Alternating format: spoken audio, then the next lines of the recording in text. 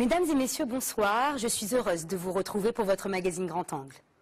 Le Maroc, terre promise. L'enquête de ce soir est consacrée à ces Français qui ont choisi le royaume comme terre d'accueil. Ils sont de plus en plus jeunes à tenter l'aventure au Maroc. Nous irons ensuite dans les montagnes de l'Atlas où nous vous parlerons de caroubiers, objet de tension dans la coopérative locale. Enfin, nous revisiterons un arc ancestral de la chasse avec les faucons et les slougis. Sommaire. Le Maroc, une nouvelle terre d'accueil pour des milliers de Français. Les citoyens de l'Hexagone sont de plus en plus nombreux à céder aux sirènes de l'exil. Doré ou teinté d'aventure, cet exil vers les cités marocaines est souvent une expérience positive et enrichissante pour ceux et celles qui la tentent. Dans les montagnes du Tchadla à Zélal, la richesse naturelle est le caroubier. Un arbre dont profitent les enfants de la région, aujourd'hui déçus par la gestion de leur coopérative agricole. Expulsés par le président, ils ne se laissent pas faire et demandent des comptes. La justice a été saisie. À Sid el-Mokhtar, la deuxième édition du Festival des chasses traditionnelles a tenu ses promesses. Des dizaines de participants marocains et étrangers ont présenté leurs plus beaux slougis et faucons dans une compétition assez spéciale. Ils sont de plus en plus nombreux et de plus en plus jeunes. Les Français s'installent au Maroc sans trop de difficultés. Le soleil et le charme du pays n'expliquent pas tout. Ils le reconnaissent. La crise économique a fait pencher la balance. Ici, ils n'ont pas à se serrer la ceinture. Certains, au contraire, ont tout simplement remis les compteurs à zéro en venant au Maroc. Ils ont carrément décidé de changer de vie. Alors, à quoi ressemblent ces nouveaux immigrants? Qu'attendent-ils du Maroc et parviennent-ils réellement à s'y intégrer? Maroc, terre promise, un reportage d'Amel Saber, Hicham Ajbli et Ralid Oudades.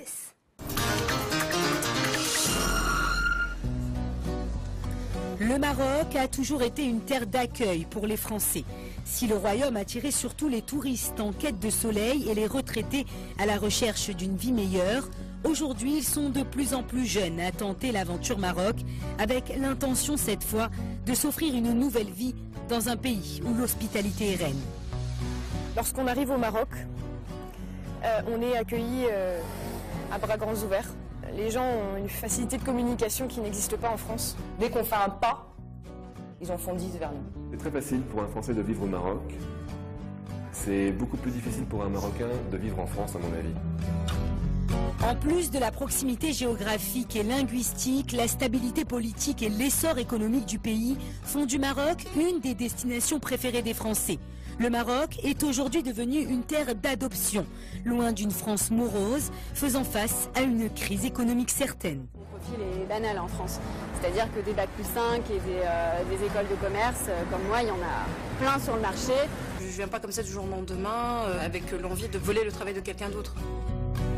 Avec une croissance de 5% par an, ils sont 45 000 Français installés officiellement au Maroc de manière permanente.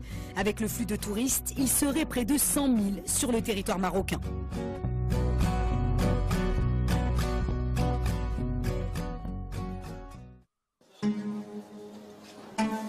Nous sommes au quartier des Houbous à Casablanca.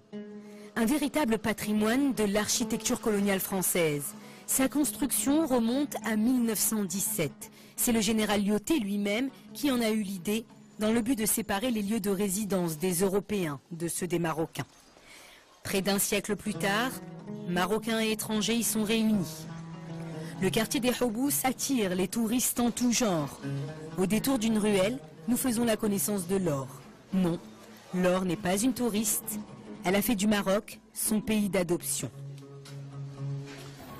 Pourquoi le Maroc? Je voulais vraiment un changement de vie total. Voilà, parce que pour moi, le Maroc, c'était un peu l'antipode de la France. C'était le premier pays africain que je visitais dans ma vie, j'avais 17 ans. Et en fait, j'ai eu une certaine accroche pendant ce voyage. J'ai visité la ville de Fès notamment, où j'ai découvert les tanneries et ses odeurs. Et en fin de compte, ça m'a fait un déclic. Je me suis rendu compte, moi qui aimais toujours le domaine de l'artistique, etc. Je voulais quelque chose de concret en fait, qui différenciait de ce que je faisais scolairement parlant auparavant. Et je me suis dit pourquoi pas rentrer dans l'artisanat. À quelques kilomètres de Casablanca, Mohammedia. Autrefois appelée Fedala, une cité fleurie où il fait bon vivre et qui est particulièrement appréciée des Français, et cela depuis sa création. Une ville où là encore l'influence française est très présente. Un certain Georges Hersan, ingénieur de renommée, en a d'ailleurs dessiné les contours. En pleine ville, l'église Saint-Jacques rappelle la présence française, mais met surtout en avant le respect des lieux de culte existants au Maroc. Pauline et Alexis ont choisi de s'y installer. Cela fait quelques mois qu'ils ont quitté la France et la région parisienne, un aller sans billet de retour. Première escapade, Marrakech. Levé aux aurores, décollage prévu à 6h30. Passeport, lunettes de soleil et 30 kilos de bagages, c'est parti, embarquement immédiat, direction le Maroc. Sourire aux lèvres et l'excitation au ventre, l'aventure commence. Bref, tout est mis en œuvre. Une aventure que Pauline partage dans son blog, Les Escapades de Madame Popita. Un blog où elle décrit ses premières expériences marocaines et dans lequel elle explique les raisons de son installation. Un peu un ras-le-bol de la région parisienne, un ras-le-bol aussi de pas trouver de boulot à Paris. Et on s'est dit, pourquoi pas tenter l'aventure au Maroc. Après tout, on est jeunes et rien ne nous retient à Paris. Alexis, on avait marre de son boulot. Moi aussi, moi j'en avais marre de ne pas en trouver. Et du coup voilà, on s'est dit, allez, on part. On a choisi le Maroc. On hésitait avec l'Allemagne et on a choisi le Maroc. Comment tu vivais à Paris ? À Paris, je vivais dans un 15 mètres carrés. Non, à Paris, il faut toujours faire attention à ses dépenses. Ici, voilà, j'ai pas cette angoisse de me dire comment je vais faire pour survivre, chose que j'avais à Paris. Si Alexis, son compagnon, est venu au Maroc, c'est avant tout pour se faire une idée du pays. Passionné de musique, il donne de temps à autre des cours de piano en attendant de trouver un emploi stable. Pour Alexis, l'intégration semble un peu complexe, il a déjà quelques appréhensions. On a des difficultés à vraiment se mélanger, à faire vraiment un melting pot quand on va dans un autre pays ou même quand les gens viennent dans le nôtre. On remarque quand même qu'on reste toujours assez communautaire. Je pense que c'est une des difficultés, sentir qu'on ne sera jamais réellement intégré à 100% dans un pays. Un sentiment qui n'est pas forcément partagé par tous les Français installés au Maroc. À Salé, dans le quartier de Tabrekt, nous rencontrons Laurent. Laurent a quitté Nantes il y a 3 ans et a choisi de vivre dans ce quartier populaire. Salut Laurent. Ça va, Khalid Labassali? Ça va? بخير. بخير. الحمد لله. يعني بارك الله فيك. مزيان. الحمد لله بارك كيف الله معك فيك. خدمة؟ خدمة مزيان. مزيان. بزاف. Ça va, ça marche. الحمد لله. الحمد لله. Allez, Merci allez, beaucoup. bye bye. À bientôt. Je préfère 1000 fois habiter ici, dans un quartier populaire, plutôt qu'un quartier un peu huppé et réservé aux expatriés comme High Riyad ou autres qui, moi, me paraissent sans âme, en fait, un peu déshumanisés. Et je pense aussi que les relations entre les gens ne sont pas les mêmes dans ces quartiers-là. À Salé et particulièrement à Tabrekt, les loyers sont plus abordables qu'à Rabat. Un aspect non négligeable pour Laurent qui en profite pour faire quelques économies. Et comme n'importe quel Marocain, Laurent a le sens de l'hospitalité et insiste pour nous faire visiter son appartement. Bon, bienvenue chez moi. Comme vous pouvez constater, c'est assez sommaire. Il n'y a pas beaucoup de meubles. Mais c'était aussi un choix, quand j'ai voulu m'installer ici, de venir avec très peu de choses. J'ai apporté surtout ce qui était important pour moi, mes ordinateurs, mon arbre, qui m'accompagne depuis pas mal d'années, et donc je ne me voyais pas me séparer en venant ici, et qui aime beaucoup le soleil lui aussi. En 3 ans, Laurent n'est rentré que quelques jours en France. Ses vacances, il les passe à visiter le pays, un Maroc qu'il connaît aujourd'hui mieux que son pays d'origine, pour en avoir découvert tous les recoins, même les moins accessibles. Ça, c'est une petite plage qui est à 40 km au nord d'Agadir, sur laquelle j'ai vraiment eu un vrai coup de cœur. Là, c'est un souvenir de Tantan. Et là, mon dernier voyage à Mahmid El Rizlen, l'été dernier. Mais Laurent n'est pas seulement séduit par les paysages du Maroc. Ici, il s'est fait une nouvelle vie et considère être au Maroc en tant qu'invité plutôt que résident. C'est très facile pour un Français de vivre au Maroc. C'est beaucoup plus difficile pour un Marocain de vivre en France, à mon avis. Parce qu'encore une fois, l'accueil n'est pas du tout le même. Je suis très mal à l'aise avec le passé colonialiste de la France. Je trouve que les Français, enfin certains Français qui sont venus ici, considéraient que les seules richesses étaient les richesses liées aux ressources. Et je trouve qu'ils ont beaucoup pris et pas appris. Ils avaient beaucoup à apprendre des Marocains, c'est dommage qu'ils ne l'aient pas fait. Retournons à Mohammedia, sur la plage des Sablettes, au bout du chemin des Pâquerettes, un cabanon. La locataire est une Française, une blonde, pas comme les autres. Bonjour. Marhaba. Faites attention aux chiens. Donc vous ferez attention à votre tête parce que c'est un petit cabanon stylé Saouira. Donc bienvenue. Bienvenue chez moi. Marie vit au Maroc depuis près de 10 ans. Elle connaît bien le pays. Marie porte plusieurs casquettes. Coach en développement personnel, elle est aussi artiste peintre. Ses tableaux en fascinent plus d'un. Une vie de 10 années différente de sa vie parisienne où la jeune femme était responsable de la publicité dans un grand groupe de presse. Du jour au lendemain, elle a quitté une vie de rêve en apparence. Et à Paris, j'avais une vie ultra consommatrice. Je m'étais acheté un loft, j'avais une jolie voiture, je travaillais dans la mode, dans la presse. C'était très sympa, mais c'était un monde trop superficiel pour moi. Et il y avait beaucoup de choses que je trouvais qui se perdaient. Les rapports de famille, les rapports de voisinage, les gens ne se parlaient pas, beaucoup d'apparence, pas vraiment dans la personne. Et donc, à 30 ans, ça a commencé vraiment à me poser des problèmes. Jean-Philippe est le compagnon de Marie, il est originaire de Lyon et vient fraîchement de s'installer. Jean-Philippe découvre tout juste le marché du travail. Ouais. Super. T'as vu les gens? Viens t'asseoir un peu avec moi. T'as vu les gens que tu devais voir ce matin? Oui, c'est bien passé. Ouais. Oui, je suis en recherche d'emploi, ce qui est un petit peu compliqué pour l'instant, mais j'ai plusieurs pistes qui devraient vite se concrétiser. Vous voulez travailler dans quoi? Dans le commerce, c'est mon métier de base, et donc j'aimerais être consultant pour des entreprises marocaines à se développer plus facilement. C'est quand même assez compliqué, oui. Pourquoi? Parce que l'emploi est favorisé pour les Marocains, ce qui est très bien. Parce que j'avais des amis en école de commerce qui étaient marocains, qui sont venus faire leurs études en France. Et en fait, ils ont beaucoup de mal à trouver du travail malgré leur bagage. Donc là, depuis apparemment peu de temps, il y a une loi qui favorise le travail pour les Marocains. Quelle est justement la procédure à suivre pour embaucher un Français ou plus généralement un étranger? Depuis 2006, et dans le but de donner la priorité aux Marocains en matière d'emploi, un décret et un arrêté du ministère de l'Emploi obligent le salarié étranger à obtenir auprès de l'ANAPEC, l'Agence nationale pour la promotion de l'emploi et des compétences, une attestation d'activité. Un sésame pas toujours facile à obtenir, puisque l'employeur doit prouver l'absence sur le marché national de profils répondant aux critères demandés. Séverine est responsable dans une entreprise à Rabat. Elle est justement venue se renseigner sur les démarches. Comment faire pour embaucher un étranger au Maroc, tout simplement, pour une entreprise? Quelles sont les démarches à suivre, le type de contrat, etc. La procédure, elle est constituée de 2 étapes. Une première étape, c'est déposer un dossier qui comprend les éléments suivants. Une demande officielle adressée à M. le directeur général de l'APEC.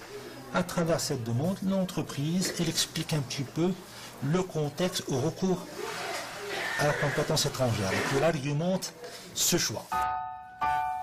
Une justification qui passe aussi par la publication obligatoire sur des journaux francophones et arabophones d'une annonce du poste, bien que cette politique de priorité nationale existe aussi dans des pays comme les États-Unis ou la France. Aux yeux de certains employeurs, il s'agit plutôt d'un frein à l'embauche qui pourrait avoir des répercussions non négligeables. C'est pas juste. Non mais c'est vrai, c'est si à partir du moment, parce que des fois on peut passer à côté d'une perle. C'est ce que je viens pas comme ça du jour au lendemain avec l'envie de blouser ou de voler le travail de quelqu'un d'autre. Vous voyez, on a des Marocains dans différents services, etc. Mais c'est vrai que parfois, stratégiquement, dans certaines spécialités, on n'a pas forcément le profil vraiment recherché. Pas question de passer à côté d'une perle rare et ainsi de nuire au bon développement d'une entreprise. L'arrêté ministériel reste flexible. Il existe d'ailleurs certaines dérogations, une catégorie de personnes dispensées de l'attestation d'activité.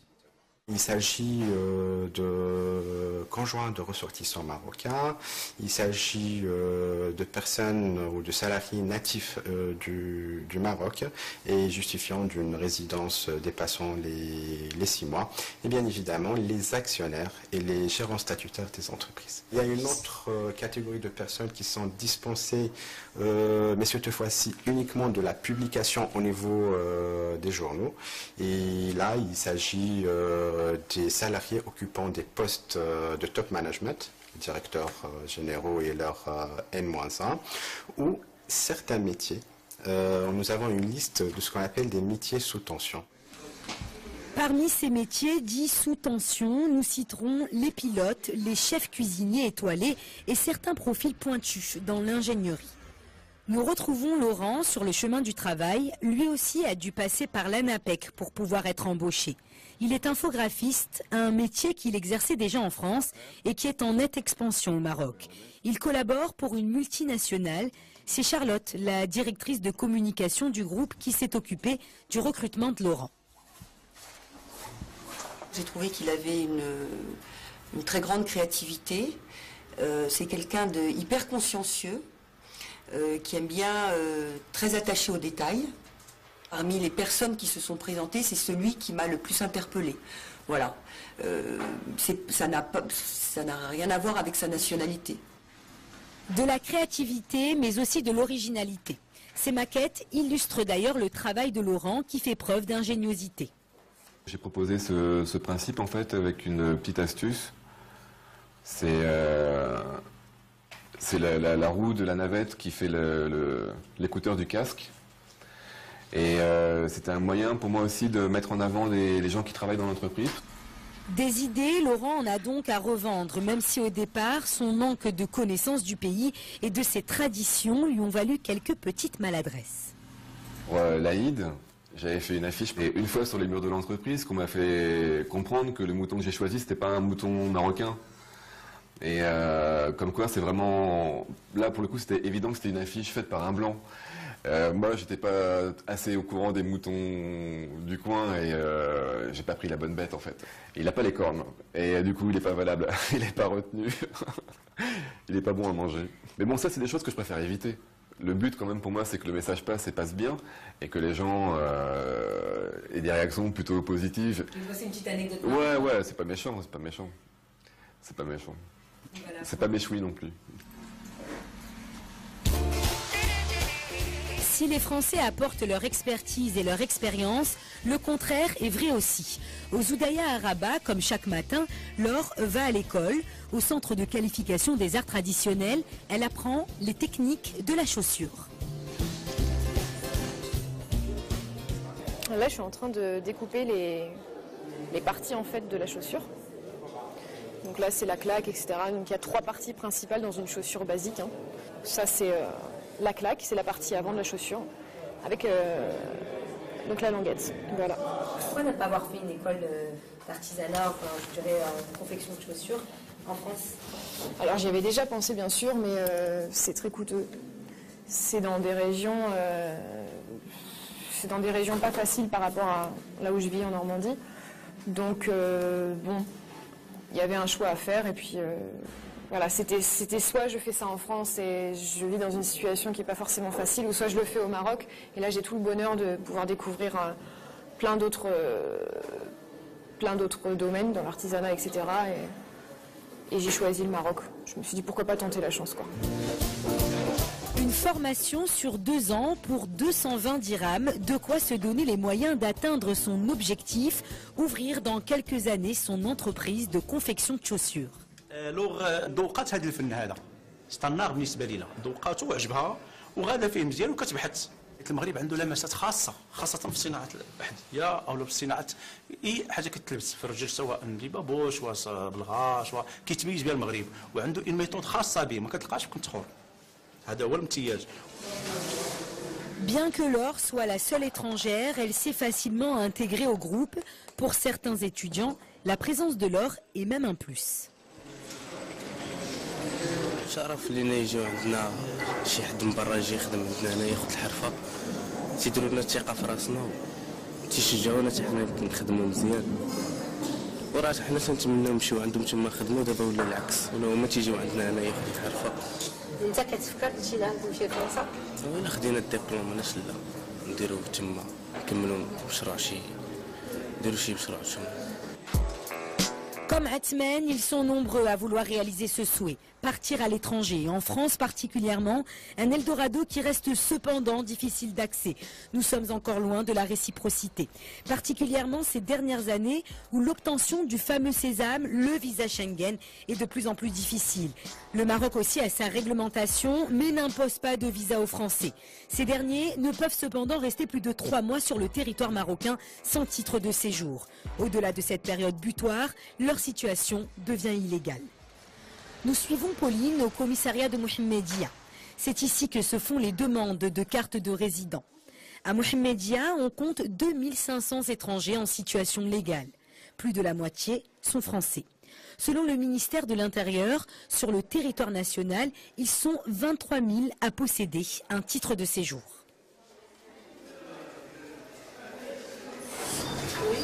Bonjour. Alors, je viens vous voir parce que je voulais connaître les modalités pour faire une carte de résident.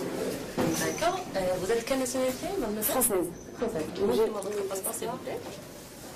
Oui, donc je voulais vous demander, parce que je suis sortie le 2 novembre à Ceuta, et je voulais savoir, comme je suis arrivée ici en juin, je voulais savoir si c'était valable le fait que je sois sortie déjà 2 fois à Ceuta. Le plus important pour nous, c'est la dernière entrée, c'est-à-dire la date de votre dernière entrée au Maroc, c'est-à-dire le 2 novembre. Toujours, vous êtes en situation régulière. D'accord, donc tant que je suis sortie à Ceuta, c'est valable. Oui, c'est pas de problème. Comme Pauline, de nombreux Français ont trouvé le moyen de contourner la loi en sortant temporairement du territoire, et cela avant l'échéance de leur droit de séjour au Maroc. D'autres encore bénéficient d'une dérogation. Si un Français qui est en situation, c'est-à-dire en période de démarche pour les papiers, comme vous le savez, parce que pour l'établissement du statut de société ou contrat de travail par l'employeur, ça demande un peu de temps. Dans ce cas, le procureur nous ordonne de donner une période pour que cet étranger régularise sa situation. Justement, Pauline a un peu plus d'1 mois avant de devoir à nouveau sortir du territoire. Une carte de résident lui permettrait notamment d'éviter ses allées et venues. Parmi les conditions d'obtention de la carte de résident, un contrat de travail. Toujours aussi déterminée à démarrer sa vie professionnelle au Maroc, Pauline a décroché un entretien d'embauche dans une société de communication et d'événementiel basée à Casablanca. Nous la suivons lors de son premier entretien. Les responsables de l'entreprise sont aussi français. Alors, moi je suis française, je suis arrivée en juin au Maroc pour trouver un travail dans mon domaine, parce qu'en ce moment en France c'est un peu compliqué au niveau, pour obtenir un CDI, surtout quand on est jeune diplômé. J'ai été diplômée en janvier, donc c'est tout récent. Alors oui, effectivement, le CV est intéressant. Tu as touché un petit peu à pas mal de domaines dans la communication qui correspond à ce qu'on fait. Donc, notre besoin, ça va être essentiellement, je dirais, un besoin commercial, d'apporteur d'affaires. Après plus d'une demi-heure de discussion sur les motivations de Pauline, vient le moment crucial de parler salaire. Est-ce que tu as une idée, on va dire, un petit peu du marché, du salaire que tu souhaites, ou comment tu vois les choses? J'ai une idée du marché. Maintenant, moi j'avais une fourchette entre 10 et 15 000. Après voilà, il faut voir. Il faut discuter. Il faut discuter. On va dire un fixe entre 7 et 8 000 dirhams, et une partie variable qui pourrait tourner entre 10 et 15% sur le chiffre d'affaires que tu vas ramener. Je trouve qu'elle a un parcours très, très riche, un parcours qui, je pense, va dans le sens de ce que nous attendons de notre développement. Maintenant, c'est vrai qu'elle est française, elle arrive sur un territoire qu'elle ne connaît pas, donc je pense qu'il y a un temps d'adaptation, et une période de 3 mois sera un minimum pour pouvoir savoir si elle est opérationnelle ou pas. Pauline, on a tes coordonnées. On va te rappeler très vite, puisque de toute manière le poste, ça serait pour démarrer, on va dire, dans le pire des cas, début janvier, mais éventuellement, pourquoi pas, sur décembre, si tu as des disponibilités. Quelques heures plus tard, nous retrouvons Pauline. La jeune fille profite de son déplacement à Casablanca pour découvrir le quartier de Maarif et ses boutiques. Le sourire aux lèvres, elle semble plutôt confiante quant à son entretien. Je ne veux pas m'avancer parce qu'on ne sait jamais, mais j'ai eu un bon sentiment et je pense que ça s'est bien passé. Je pense que mon profil est un petit peu plus valorisé quand même qu'en France, où au final mon profil est banal en France. C'est-à-dire que des Bac plus 5 et des écoles de commerce comme moi, il y en a plein sur le marché. Et donc du coup, il faut se différencier et je pense qu'ici, j'arrive à me différencier plus facilement. Aux abattoirs de Casablanca, durant son temps libre, Laurent soutient les Colo-Colo, une troupe de cirque qui a pris ses quartiers dans cette fabrique culturelle. Le groupe de Saltimbanque rappelle à Laurent ses meilleurs moments passés en France. J'avais fait le deuil de toute cette partie culturelle, parce que j'avais fait un choix de vie qui était différent, et j'avais parti du principe que c'était avant, que c'était terminé. Et le fait de voir que je peux vivre ça aussi ici, maintenant, pour moi c'est comme c'est un grand bonheur, un très très grand bonheur. Laurent réalise gracieusement les affiches de spectacles des artistes. Là encore, son perfectionnisme est visible. Et lorsqu'on lui demande s'il est prêt à repartir à Nantes, sa réponse est on ne peut plus claire. Demain, non. Non. Non, après-demain, non plus. Non, encore une fois, maintenant en France, j'y vais 2-3 jours par an, maximum. Et quand on a goûté à ça, c'est un peu comme une drogue. On ne peut pas revenir en arrière, en fait. Et je sais que maintenant, je ne pourrais pas me passer de ça. En fait, on est en train de chercher un nom marocain. Pas encore trouvé? Pas encore trouvé. Tu aurais un nom marocain, toi, Laurent? En tout cas, si ça vient d'eux, j'accepte tout de suite.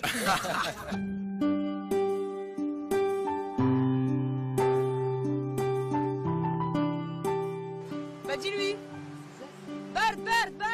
Il te sèche et tu mets ta G là-bas. Ok? Pour te sécher, sinon tu vas être malade. Demain, il y a école. Je ne regretterai jamais la décision que j'ai prise il y a 10 ans de tout quitter pour venir ici.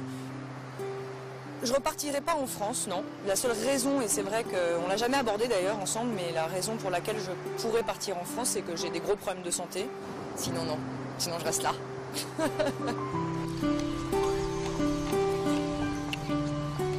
On est à l'aventure pour l'instant. On ne sait pas ce qui va nous attendre, on ne sait pas si on va rester ici parce que ça va dépendre de notre emploi, etc. Donc c'est vraiment l'aventure.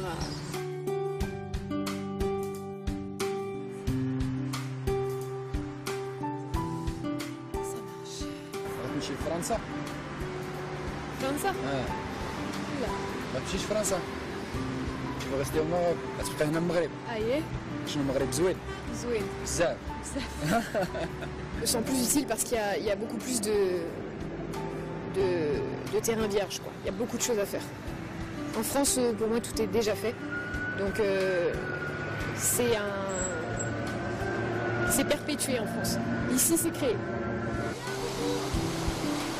Pêche des crabes à la main. Oh, tout ça, on les pêche à la main. Et vous allez pêcher là? Oui, là, on pêche dans un rocher et nous, on enlève les cailloux et dès qu'on voit quelque chose, on les prend.